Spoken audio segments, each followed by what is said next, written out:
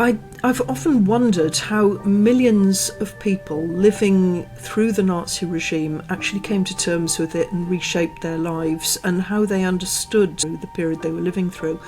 And I think Germans have been unfairly seen as a homogeneous mass, the Germans, which I strongly disagree with.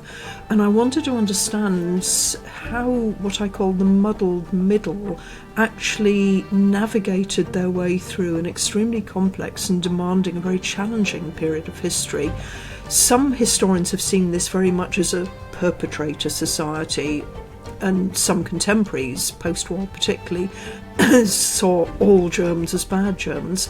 Other historians have talked about it as a consensus dictatorship, pointing to the high numbers of enthusiastic Nazis, the people who went along with it, the people who adulated Hitler, saw him as the great saviour, the Führer, and so on. And I felt it was all just a lot more complex than that. So that was one of the things propelling me to explore this in more detail. And I have to say, the other thing was quite empirical.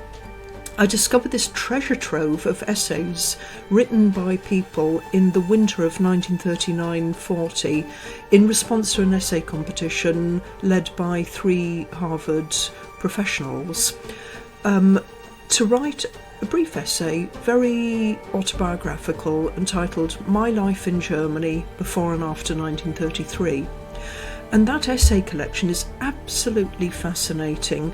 It obviously includes people who were in exile, who had emigrated, who had been persecuted on racial grounds or political grounds, but it also includes people who are more ambivalent, and in a few cases people who are actually positive about the Nazi regime. And it struck me that what comes out of those essays is a deeper understanding of the ways in which social relationships between people changed over the years before and after 1933. And it led me to understand that it's actually about changing social and emotional connections between people that helps us to understand how German society changed and how eventually the Holocaust became possible. What would have been absolutely unthinkable in 1932 became the murderous practice in 1942.